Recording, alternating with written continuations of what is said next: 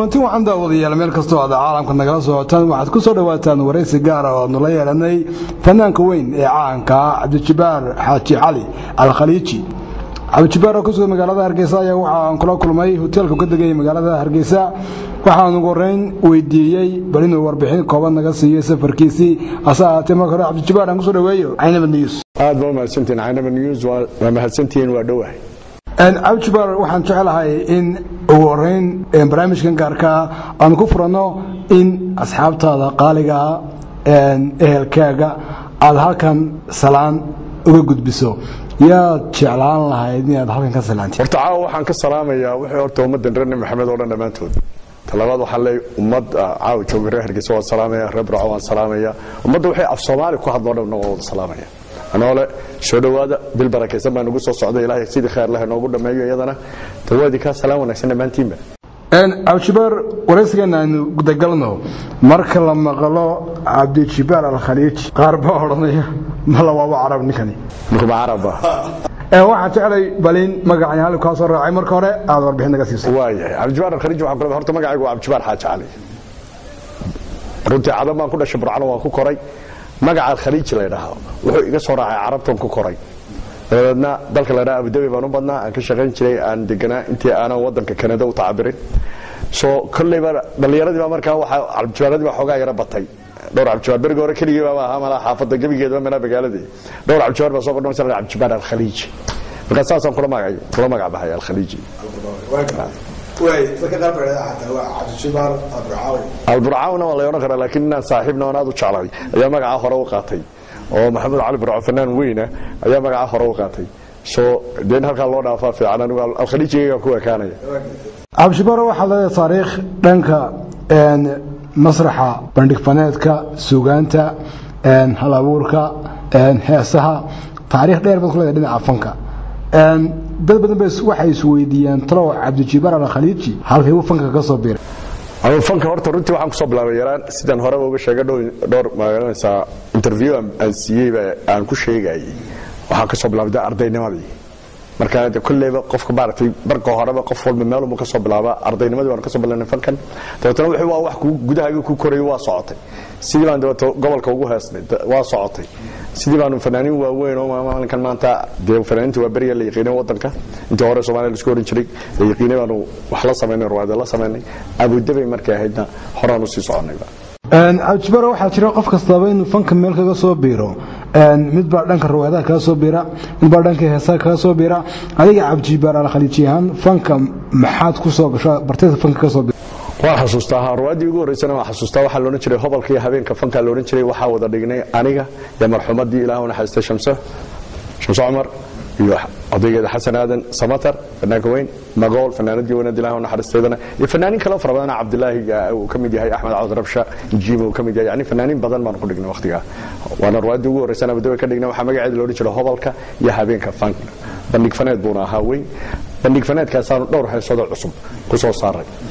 wixii ka dambeeyna fanaantu waa iimaneysay waa la isweydaarsanaayo bawbaqtay fanka wuu si socday Abu Dhabi iyo Xamar hadii la dhaama Hargeysa la dhaw wala soo iimanay fanaantu markay maadaana wixii waa la gacan qabanayeen wadani martin ugu abay ahaayeen inaan wixii la dhigno ma ahaanaysa mar walba la metel hadii riwaayad tahay hadii heesa tahay hadii la xamal la sameeyay ay tahay aan kala qayb qaadano hadii music la sameeyay ay tahay baan kala qayb qaadano. Cabdijibaar waxaa jira qof kastaba inuu qof u ku daydo macnaha role model cid uu ka dhigto Cabdijibaar ahaan la oran karaa tolo Cabdijibaar cidaasoo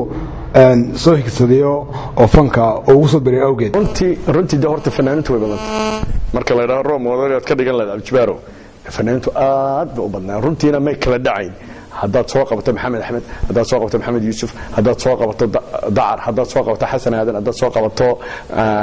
anu jiritaankii waan isugu ka daraya iyo magaranaysaa iyo fanaantii caadiga heesii inkastoo raggan qaar ka mid ah heesaha ahaan jiray markii dambe jiritaanka u leexdeen ay ka mid tahay Xasan ka mid yahay Cigaal ka mid yahay hablaha hadan xigooda u leexdo Kinsi baa ka mid ah Ilaahay una xariisto Magool baa ka mid ah Ilaahay una xariisto Maryam Mursal wal badna Seenab Ciga Saara Axmed yani ma kala dhaceen hableenu Khadra Daahir runtii kumbanigaas aad arkayso oo runtii fanka Soomaaliyeed qayb libaax ka geystay waliba de fankii hore yaana oo dadku kala da'weeyeen fankii dhaxa qayb weyn ka geystay aad uga geystay ayaa waxay ahayd nooca cimilada inaan wax la dhigno oo aan la shuraakowno oo aan taageerno inaan magaranaysa heerkooda fanka ka gaadho ama suugaanta ka gaadho hadday noqoto hees ahaan hadday noqoto laxal la samaynayo hadday noqoto music la samaynayo waxaba inaan isku darno runtiina waan ku guulaysanay anagu kale aniga Cabdijibaar ahaan dhinaca riwaayadaha haddii aynu saaxiib u soo laabanay waxaa jirtay riwaayad aad ku jirtay oo ahayd quudaan jirin qoryo u guro waa riwaayadaha waan la dhignay aniga iyo Ilaahu naxariista Axmed Cawd Rabshe Saynab Cige fanaanka weyn ee Banaadirga Nuuraani yaa loo yaqaana waa nin isna waxa weeyaan waa jilaaga waaweyn ee Banaadirga runtii waa mu'allif aad u weyn oo dhinaca Banaadirga laga yaqaano waana horta wada aad loo yaqaano anigu isaga saaxiibkii metelay Nuuraani ma saaxiibkii metelay Nuuraani Saynab Cige u jeclaa kale riwaayada baa qaanin YouTube-da laga helay ama Facebook-da laga helay waa riwaayad hore u jirtay waana duubnay bariga runtii waa duubnay waana la helay hadii la sii raadinaa anigu kale koobi waa hayaa guriga way taala ya salaam imku meedo waxaan filayaa mala dhabadii riwaayadaha cagta saarnay waxa jirtay riwaayad la oran jiray dalwada Jaqurbo maxaa duul isu keentay riwaayada ismii Cabdijibaar dalwada Jaqurbo maxaa duul isu keentay waxa leh abwaankayga weyn baa leh Ahmed Salabaan Bidde oo abwaan de isaga magaciisa alla sahashanayna uu yahay abwaaninta waaweyn wadankeena uu leeyahay abwaankaas sameeyay riwaayada quudaan jirin qoriyo aamin dalwada Jaqurbo maxaa duul isu keentay fanaanin badan oo ku meteleen Xasan Ismaan baa kamid ah Cabdirashiid baa kamid ah Cabdirashiid Cala kamid ah aniga kamid ah Ahmed Maxamed Nugrig baa kamid ah Ilaahu naxariiste Ahmed Cabdirashaad kamid ah عشان كعس فكمل فمشينا كمل يعني دور قف أو رنتي فنانين كلا دعم مركا متلسي ودغيرد أبدأ هو بدنا تمركا جيرك كوسوك عيا بدأي أيا كمل رواد أنت بدل شلي بعدين كواحد كمل أنا عبد الله جرين لو نجرا صاحبنا هاتو حملين وخالد شوقو نيكا صار وذي متلين صاحب وقبلهم دندن سنين ونمان مجرد سكاع يا السوق متلي بارا هينو يا مجرد كل ما قبلها وحي جلامي جمريا بقى أنا كان ماله اللي تيجي صعتي صع طبعا سيد بقى عاي تنسبكم متل على السوق المتل روايتي قبيو محمد عبد الله السنجب abwaan ka weyn isnaan wada garanaysaan ayaa riwaayada alifay runtii la qaybta waxaan ka qaadanaynaa waxa laga hadlay Soomaalida burburtay waxa laga hadlay qabyo wana jaajilada iyo waxa isugu jireen comedy iyo maanta qosol iyo ma garanaysaa wadanka hadal bay hadlooduba Cabdijibaar marka waxaan jeclahay in anaga daawadayaasha balaaduna soo heestaadii deeqa horta fanaan walba arkaysaa sabada horta hees buu ku soo mari lahaa marka hore fanka soo gala laga hadli maayo marka dambe heesiisu bataan ma garanaysaa oo dadka waxa weeyaan waxa urka ku jira marka dawladda soo dhigto dadka qaarna waa qaadanayaan qaarna waa laga tagaya fanaan walba horta marka ugu horeysa muddiisa hore waxa soo saara waa hees ama jilitaan oo jilo ama gabay ha noqoto ama ha jilo ama hees keeno ama la xanuun sameeyo music ku sameeyo heeska ugu horeeyaan ku soo baxay waxa la oran jiray anu deeqaar waa qaana dadku waxay raadmaan dabeecadaada yadana waxa weeye laxanka aniga sameeyay miraha nin Ahmed macalinka la yiraahdo sameeyo Ingiriiska jooga muusikada ana uu sameeyay heestaas hees kala jira isla jalaaca la yiraahdo oo isla mu'allifka laftigiisu sameeyay labada hees Ahmed macalin labadaba ana laxankii muusikada uu sameeyay intii dambana waxa jira fanaaniin badan oo ma garanaysaa qaybta dal laxamada iyo waxa isku laxan labadii dhinacba xagna heestii baan ka wadnay xagna laxankii baan ka waday taas oo fanaaniin badan oo hore iyagana oo waaweyn iminka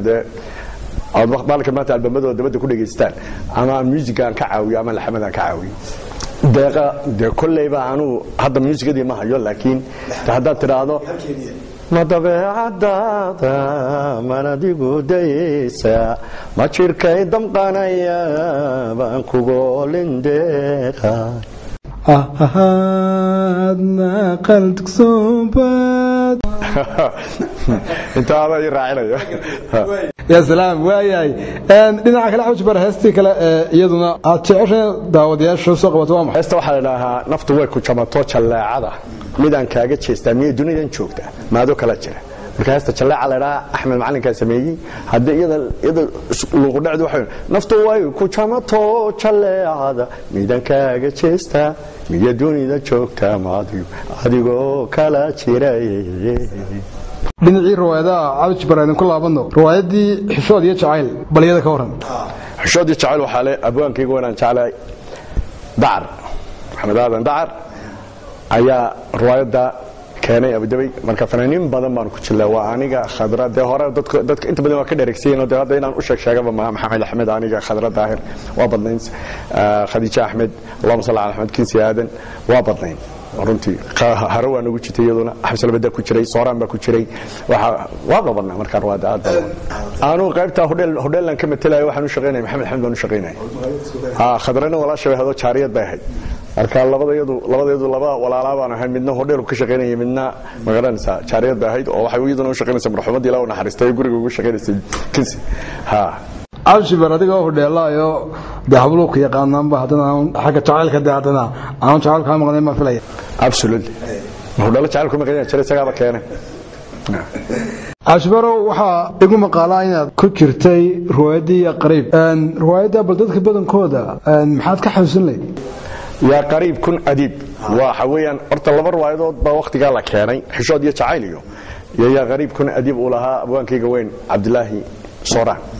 marka habeenkii kood waxaan dhignay riwaayadan xishood iyo jacayl axmed uu leeyahay dacar lahaa habeenkii labaadna ee qariib kun adiib baanu dhignay oo labada hees waxaan ku kala qaaday labada riwaayadood riwaayadii kood waxaan ka qaaday dacar lahaa waxaan ka qaaday madawaacadaada heeska u taqaaniin habeenkii labaad ee qariib kun adiibna waxaan ka qaaday heestan jalleeco fa heestan deeqaaba ka baaruuraantay heestii kale haddaaba dadkaad moodaa inay heestii dambe fahmeen oo yaro jeclaadeen oo magaranaysa la xiiseeyo laakiin waagaas dee waxa weeyaan taasaa tan ka tagtay cabshibar waxaan markaan jeclahay inaynu ku nasanno bal imaanshahaaga waddanka dad badan oo reer hargeysa baad isku hiloodeen asxaab baad kala baadeen bal in hargeysa iyo dareenkii aad ka qaadatay bal in yar aad nooga tataawata nin yahow marka ugu horeysa waxaan doonaya inaan mahad gaara u celiyo ummadda reer somalilan ee waddanka ku nool sida sharafta le ii soo dhoweeyeen sida qaab kale asxaab ha noqoto haddii ku nasay madax dowladda ha noqoto dhalinyaro ha noqoto yani si sharafta lahayd ii soo dhoweeyeen ama ii qabteen yacniga waxaan laga sheekayn karayn talabaad haddaan usoo gudbo waxyaabaha aan ku arkay magaalada ama magaalooyinkaan maray horta de magaalo qura ma marin waxaan ka soo bilaabay boorame waxa ilaa gabiile hargeysa